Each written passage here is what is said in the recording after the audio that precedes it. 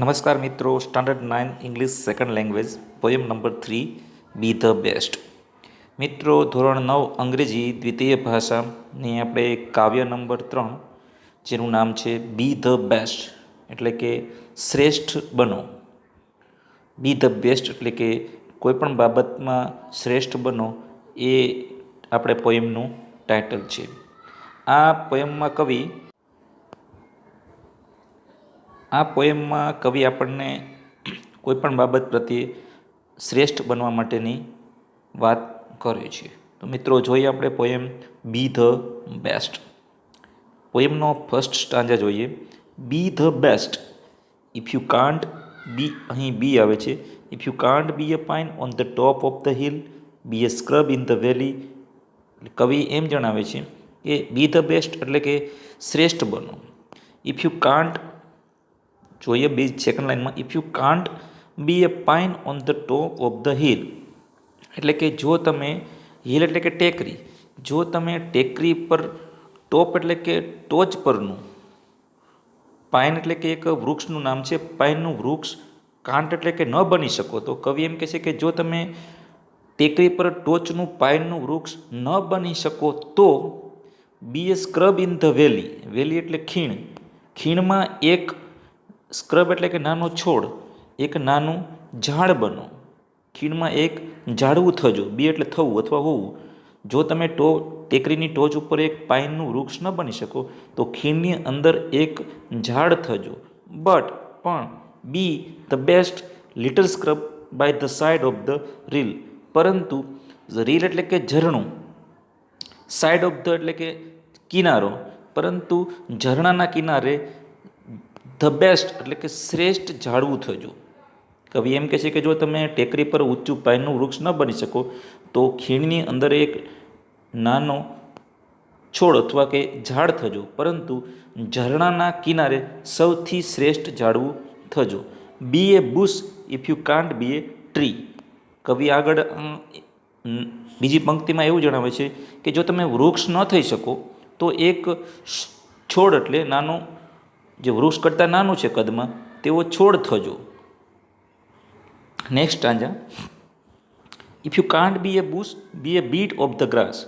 કવિ આગળ એમ પણ જણાવે છે કે જો તમે એક છોડ ન બની શકો, જો તમે છોડ ન થઈ શકો તો બી એ બીટ ઓફ ધ ઘાસ, બીટ ઓફ ધ ગ્રાસ એટલે કે ઘાસનું એક તણખલું, બીટ એટલે કે તણખલું. જો તમે એક છોડ ન થઈ શકો તો ઘાસનું એક તણખલું બનજો.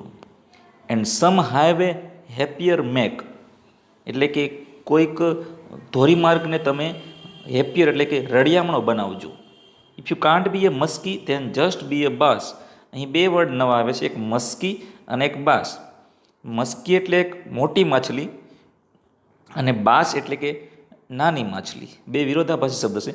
એટલે કવિ એમ કહે છે કે જો તમે એક મોટી માછલી ન થઈ શકો તો જસ્ટ બી એ બાસ, એક નાની માછલી થજો. But the liveliest bass in the lake, પરંતુ તળાવની સૌથી વધુ જીવંત, લાઇવલીએસ્ટ એટલે કે જીવંત, બાસ એટલે કે નાની માછલી. જો તમે એક મોટી માછલી ન થઈ શકો તો લેક એટલે કે તળાવની એક નાની માછલી બનજો, જે વધુ જીવંત તળાવને બનાવશે. આગળના પેરેગ્રાફમાં સ્ટાન્જામાં કવિ જણાવે છે, we can't all be the captains, we have got to be crew. We have got to be crew. Crew એટલે કે આપણે એવું કહી શકીએ કે વાહનની અંદર મુસાફરી કરનાર ખલાસીઓ. કેપ્ટન્સ એટલે કે વાહન જે ચલાવતો હોય તે. કવિ એમ કહે છે કે આપણે બધા જ કપ્તાન ન બની શકીએ, આપણે ખલાસી થવાનું છે, એટલે કે નૌકાની અંદર જે સવાર વ્યક્તિ હશે તે થવાનું છે. એટલે કોઈ પણ, દરેક વ્યક્તિ તો વાહનનો ચાલક ન બની શકે, કપ્તાન ન થઈ શકે. એટલે કવિ એમ કહે છે કે આપણે બધા કપ્તાન, કેપ્ટન ન થઈ શકીએ, આપણે ખલાસી થવાનું છે. નેક્સ્ટ લાઇનમાં કવિ જણાવે છે, there is something for all of us here.